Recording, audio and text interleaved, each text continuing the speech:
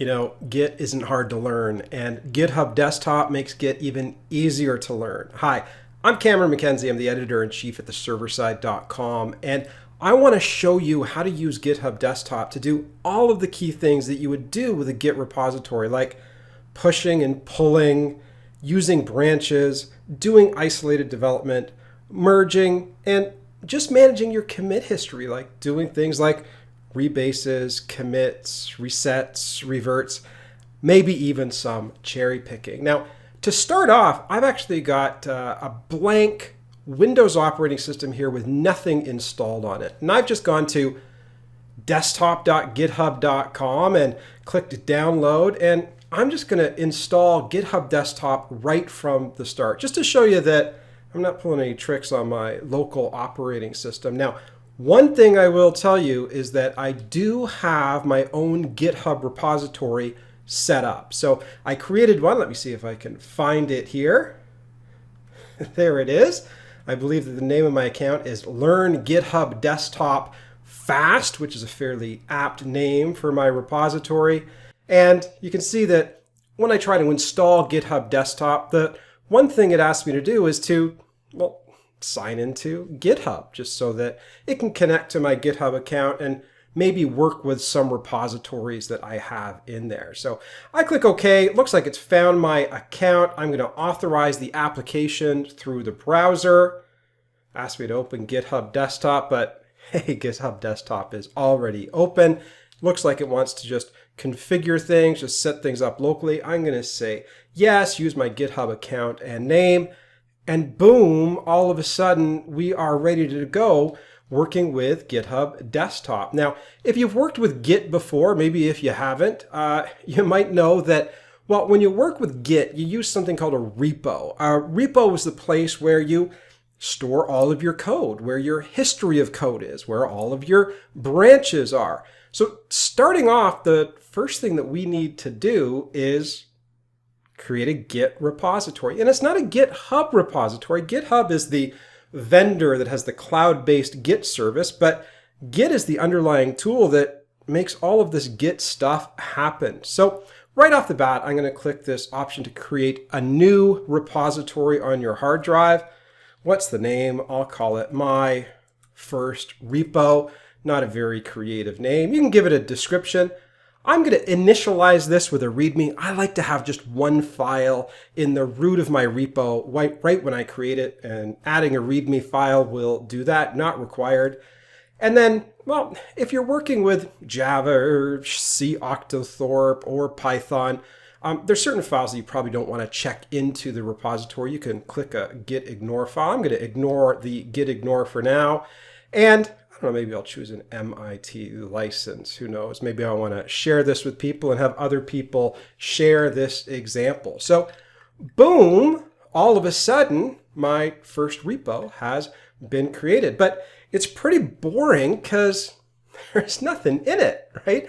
I mean, I brought in the README file. I've got, I guess, the license file that I asked to be created, but there's no good files of my own. So I need to add some files. And how do you add files to this? Well, I'm actually just going to go and open this repository in Windows Explorer. So this is one of the options. You go repository, show in Explorer, and it'll end up showing you the folder on your hard drive where this Git repository was created. So you can see it looks like under Documents, GitHub, my first repo. There's the README file. There's the license. What I want to do is I want to create a brand new file of my own. And I'm just going to right click, say create a new text document. I'm going to call it alpha.txt. Nothing crazy, right? Just keep it simple as we're starting out.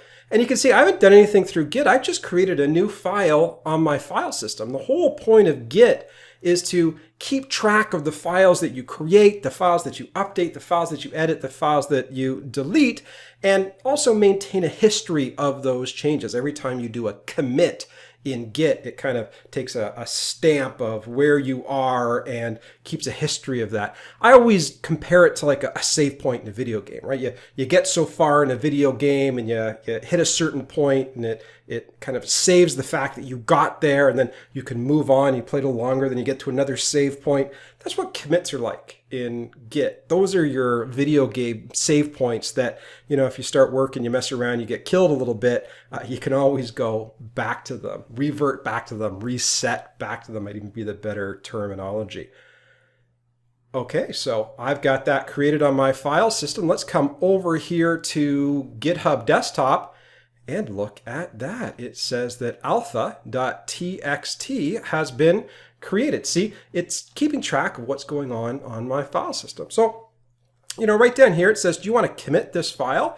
And I'll say first commit, I guess. I can put a description in there, but I want to move quickly through this. So I'm going to click commit.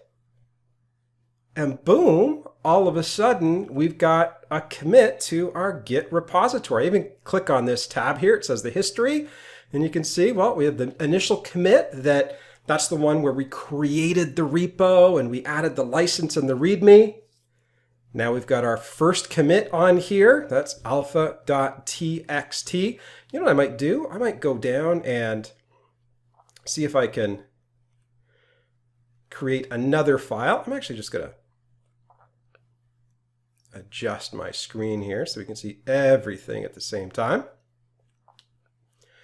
So there's alpha.txt. Do you know what I'm going to do next? You guessed it. Beta.txt.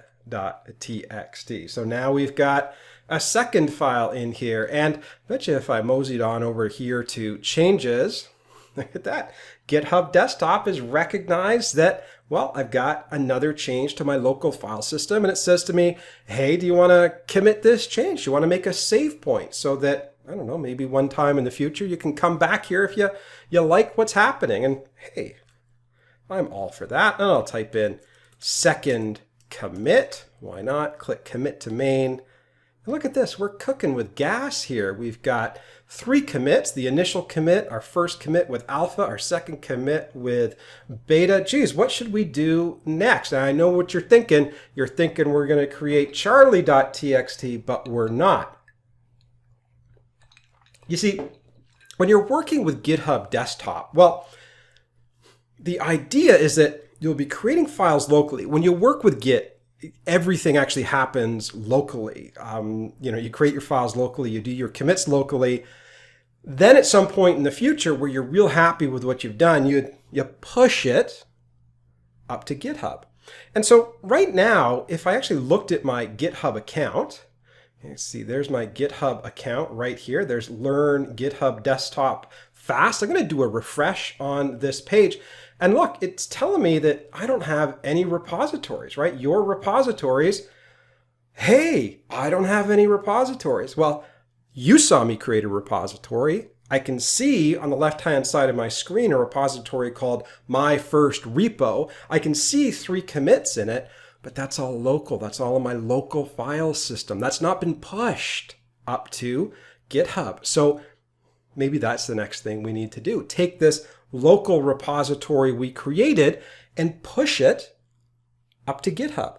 Now, sometimes you'll start with a GitHub repo and pull it down. That's called cloning. Other times you might start locally and then push your stuff up. That's what we did. We initialized a local Git repo, added some files, added some commits, and then pushed it up to GitHub. Well, we haven't pushed it up to GitHub yet. So why don't we do that? So right now I've got the option over here.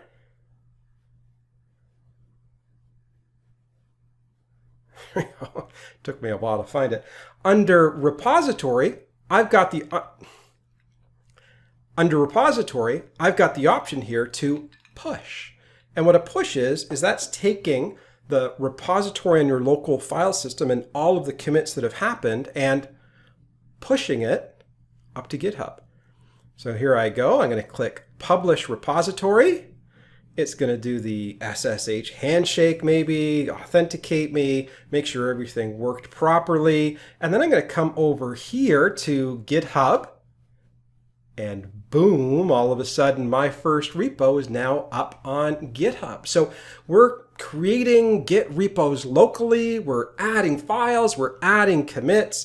Then it's just a matter of repository push. Now we've got all of this floating up in the cloud on our GitHub server.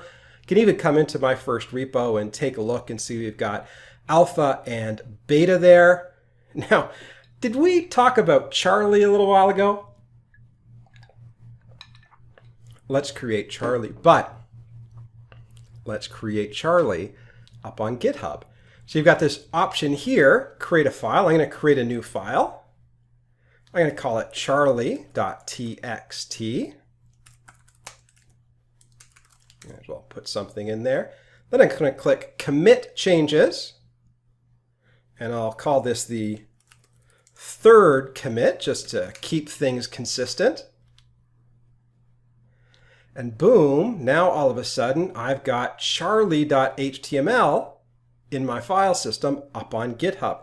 Took a refresh to see it, but there you see alpha, beta, Charlie, but that's up on GitHub. If I come back to my file system over here, where's Charlie? Well, Charlie's on the server, Charlie's on GitHub. Charlie hasn't been pulled down to my local file system. So that's what I'm going to do next. I'm going to come over here. I'm going to say repository pull, and keep your eye on the right-hand side there. Boom. Charlie.txt is now on my local file system. So what have we done? We've initialized a Git repository. We've added commits. We've pushed to GitHub. We've added files in GitHub. We've pulled those files down. Boy, is there anything else to do in Git? What else is there? Well, a couple of things. I'm going to add another file here. So I'm going to go and create a file and create a new file. And I'll call it devo.html, devo.txt. And look at that. I didn't spell it right. So let me just correct that whip. There we go, devo.txt. Click, let's see. Oh yeah, it recognizes those changes. Let me do this. I'll do a fourth commit. Committed to main. Look at my history. And now watch this. One of the things I can do here is I can say, you know what? I'm not really happy with that second commit. What I want to do is I want to actually, well, I want to revert that commit. And watch this. I'm going to say revert changes in commit, and look at the files on the file system over there. Just keep your eye on the prize. And boom, there we go. We can see that beta.html file has been removed. So there you go. That's the revert. That's the idea of being able to mess around a little bit with your commit history, right? That's one of the things that you can do with Git. You can mess around with your commit history. You can push and do things collaboratively, and we can branch, which is something we'll get into in just a minute. But okay, Alpha, Charlie, Devo, what are we missing here? I guess we're missing echo. So let me just do this. I'm going to add an echo.txt to the repository. If I come over here and take a look at GitHub, it knows once again. What is this? I'm losing track. Is this the fifth commit? I'll do a fifth commit here. And you know, here's another thing that you can do. You can actually go into your history of commits, take a look at any of these commits here, and you might want to amend the previous commit. Sometimes you mess up what you add, or you mess up the comment that you make on a commit. So right now, I'm actually going to say, hey, let's amend this commit, and go into the history, right click, say amend commit, and then I don't know, I'll change it to fifth commit. Looks good, I guess, just something like that. So there we go. We've now amended the fifth commit, and if we go look at our Git commit history, you can now see that it says fifth commit looks good. We have now gone in and amended the commit. So boy, oh boy, I mean, how much more can we do here? We have done pushing, we've done pulling, we've created repositories, we've done a git revert, we've done the commits. You know, I'm just going to push this back up to the server once again. I mean, when you're working with GitHub and GitHub Desktop, doing that collaborative pushing and pulling is always really important. We can see if I do a refresh over here, I've got Alpha, Beta, Charlie on the server, but what do I have on my local repository? I've got Alpha, Charlie, Devo, and Echo. So it's time to go repository and push.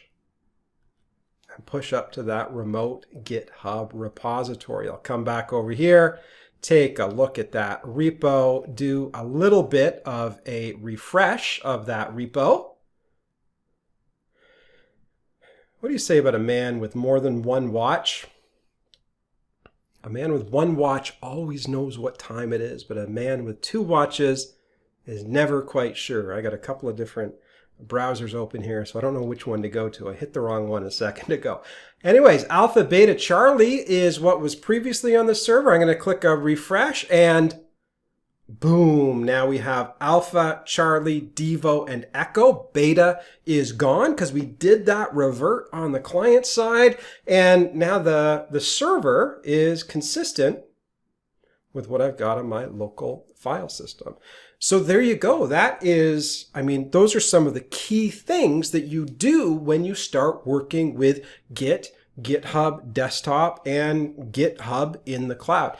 Now, when you're working with Git and you're working with GitHub, you know, really Git can do three things. Git allows you to maintain a commit history. That's the whole save point idea, right? The idea of being able to go back in time when something messes up.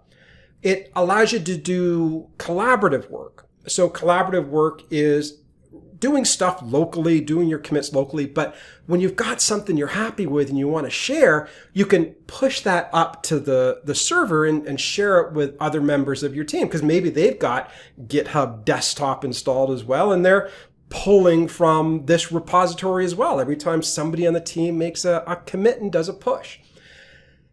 The other big thing that you can do with Git is isolated development in branches. Okay, so what I want to do right now is I want to create a new branch. Okay, so I'm going to go over here and say branch. Let's create a brand new branch. What do we call it? And we'll call it my new branch. Why not? It's not a real creative name, but gets the job done. So I've now created a new branch. The idea of a branch is that it's a place where you can do isolated work. You can write code. You can take chances. If you mess something up, well, nobody else necessarily knows about that branch, especially if it's local. So you can just delete it. Nobody knows that there was a problem. You can share it so other people can jump in, maybe help you out if you have a problem. And when you've done something that you really like, you can merge that branch into the main branch or master branch or development branch, push, and then share your code with everybody else. Maybe make it part of a continuous integration or continuous development and continuous deployment cycle. So right now I'm on a new branch. Current branch is my new branch. The other branch was main. You can see that right there. We used to call the key branch master. We don't just call it master anymore. We call it main.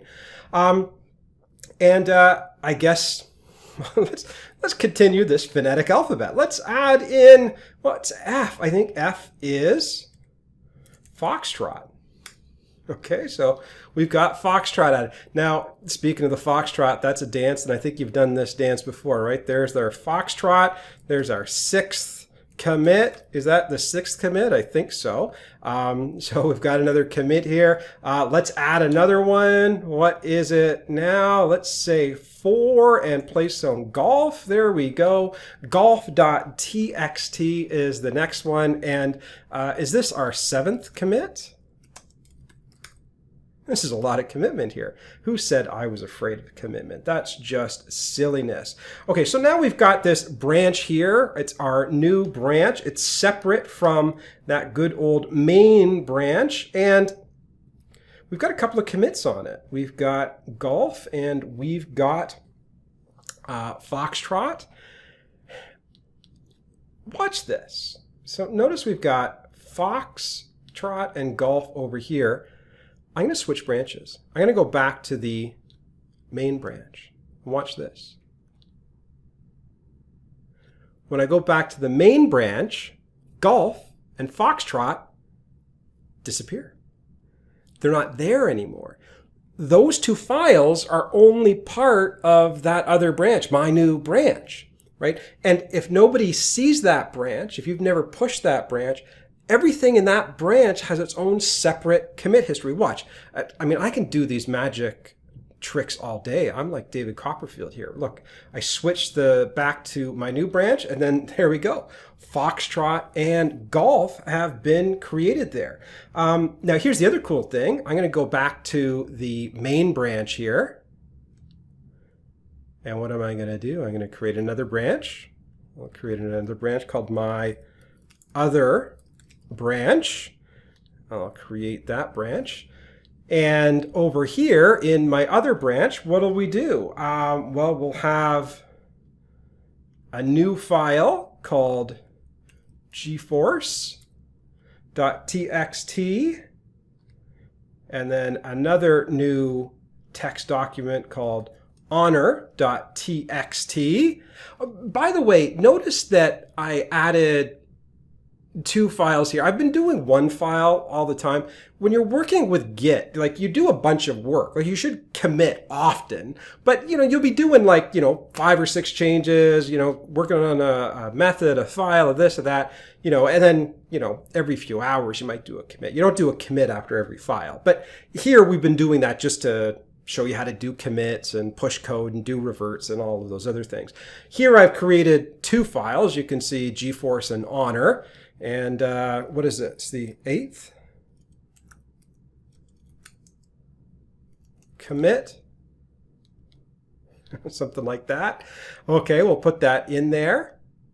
And you can see that this commit has GForce and Honor in it, but it doesn't have Foxtrot and Golf. If I go to my new branch, you can see Foxtrot and Golf there.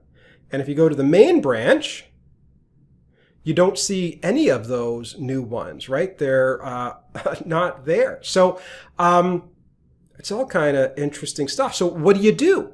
Well, here's the idea. You do work in isolated branches. You take chances. You maybe mess things up. You revert problems. You revert commits. Maybe even do a reset. And then when you're happy with what you've done, you merge that code that is in that branch back into the main branch, and then it's all merged together. So let's do that. Right here, I've got Alpha, Charlie, Devo, and Echo. Then let's actually merge. And so we're going to select the option to merge into the current branch. What do we want to merge into the current branch? We want to merge the files in my new branch. So I'm going to say, let's create a merge commit here. Keep your eye on the prize over there on the file system. And when the merge happens, boom, Foxtrot and Golf come in. Now we can also merge that other branch in. So merge into the branch. Well, it looks like I spelled branch wrong there. Don't tell anybody about that. Okay, and boom, now we've actually merged that other branch in there. And, at that point in time, we probably don't even need those branches. So let me just take a look at those branches. Can we actually go in and delete those branches? Branch, delete. Delete my new branch. Branch. There's main. There's my other branch. Branch. Can we delete that branch? Here we go. Delete again. Okay. And now, when we go look at our branches, we've only got the main branch. All of the code has been brought in there. So there you go. That's how you actually create branches, do isolated development, and then merge the code back in once you're done working on all of that stuff. So that's all pretty cool. Now, I'm actually going to push this back up. So let's go take a look. We want to become experts at doing pushes and pulls. So right here, we've only got Devo and Echo. Let's do a push up to the repository there. Do a little refresh. And boom, we've got all the files here. We've got up to honor there. What else is next? I'm going to actually create a new file. And I'll call it ian.txt. And say commit changes. And what is this? The 9th commit, something like that. Okay, and again, I've got files now up on the server. Do a little refresh. We should be able to see Ian there. There's ian.txt. Again, that is not on the file system. So if I look at the file system, it's not here. Now, I'm going to do something a little different. I'm going to do a fetch. If I say repository fetch, what that actually does is that actually brings down changes from the server, but it doesn't integrate them into my file system until I explicitly ask for those changes to be merged in. So watch this. I'm going to do a fetch. It says fetching from origin, refreshing, but you can see here, we did a fetch, but it didn't bring it in. Then we click and say, okay, now pull that fetch in. And after we then merge that fetched branch, that will then come into our file system. So the fetch brings the files down, but it doesn't merge it into your workspace. You then have to do a subsequent merge to actually get that in. So that's the idea of the fetch there. Now, I'm going to do another branch here. And I'm going to call it the last branch that I'm going to create here. Okay. So we've got that last branch here. And I don't know, what are we up to? J. So I'll create a new text document called jalapeno.txt. There we go. That's our J. Boy, you're probably getting bored of this now, right? You're experts. Is this the 10th commit? There we go, commit to the last branch. Now, we have this on the last branch. Again, look, the jalapeno is there, but that jalapeno is not on the main branch here, right? So if I switch to main, no jalapeno. If I switch to the last branch, the jalapeno is there. Now, what we did before was we just merged that in, but I'm going to do something a little differently. Watch this. I'm going to say, create a pull request. And what a pull request is that it actually takes the changes on your branch, sends them to the server, and then maybe asks one of the administrators of the repository to take a look at the changes in your branch and then merge them into master or main or development or whatever the important branch is that all the developers are merging their good code into. So I'm going to create a pull request, and the idea is I am requesting that somebody who manages the GitHub server pulls my code into their repository, into the repository they're managing, into the GitHub repository, really. So I'm going to say create a pull request. It says, okay, you're going to have to publish this branch to create it. So I'm like, okay, I'm good with that. Publish that branch, create this pull request. Notice I'm now up here on GitHub, and it says, do you want to create a pull request for this 10th commit? And I'll say, yeah, that's why I did that. That was the whole point, to create a pull request. And so now that pull request goes to the server, and then the next time somebody logs in, they'll see that there's a pull request there. Now, I mean, I'm the only one that's running this repository, but you get the idea that you might do a pull request as a junior dev, and then the team lead might log in the next day, say, oh, you know, Cameron did a pull request. I'm going to take a look at that code and see if I can pull it in. So I'm going to take a look at this 10th commit here. Oh, look at that. That 10th commit is amazing. And then, I don't know, the team lead can then say merge pull request. They then merge. Everything is successful. Then we can actually go back to the repo, We can go in, take a look at, well, the last branch is there, and there's the jalapeno.txt file, but we can actually look at the main branch, and there's the jalapeno.txt file in there as well. And that has been merged in, not by us just doing a push and saying, hey, take my changes and shove them into main, but I've actually done a pull request. I've said, hey, I like this code. I'd like somebody senior, somebody with authority over the repository to take a look at the code. And if it meets all the checks, if it meets the quality criteria, maybe you could then merge it into the main code base and then kick off a continuous integration or continuous delivery pipeline with GitHub Actions, but we're not going to talk about GitHub Actions today. So there you go. That is a big overview, a big look at GitHub Desktop. And honestly, I think we've covered most of the features that are available here. I've got a couple of other tutorials over on the server side, and those tutorials will cover things like doing a rebase and a squash of some of your commits. I think other things we could do is maybe configure a git ignore file. That's a cool thing that you can do. But I mean, really, we've covered practically everything that you can do with GitHub Desktop in the last half an hour or so. There's really not much more to it. And if you can master these things, you've mastered Git, right? Because what does Git do? Git just allows you to maintain a commit history, right? Those video game save points where you can go back in time and change things and take a look at what happened and who did what in the repo. It allows you to do collaborative computing.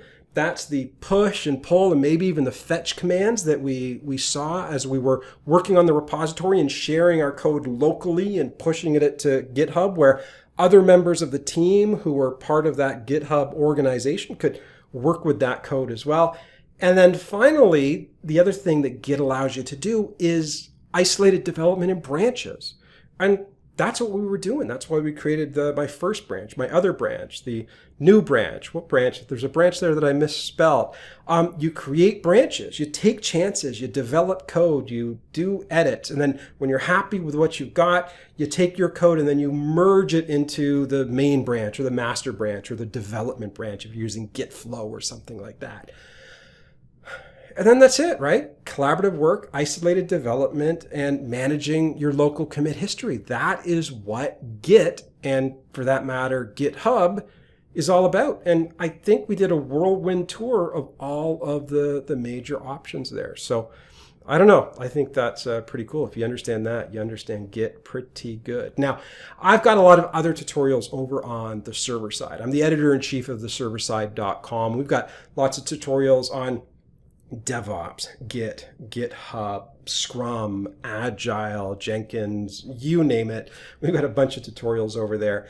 If you're ever interested in my personal antics, I'm posting more and more on Twitter all the time. So @CameronMCNZ is my handle. And a couple of other things, there's a couple of books in the back there. I wrote a book about Hibernate and JPA. So if you're doing Java development, you should check that out. I also wrote another book called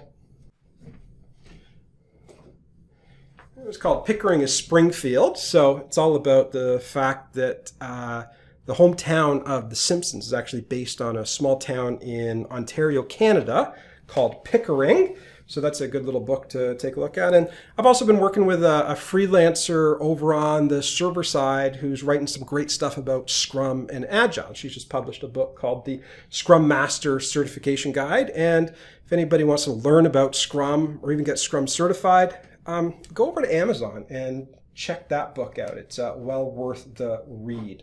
So there you go. And what else? I guess finally, you're probably watching this on YouTube, right? So, why don't you subscribe on YouTube?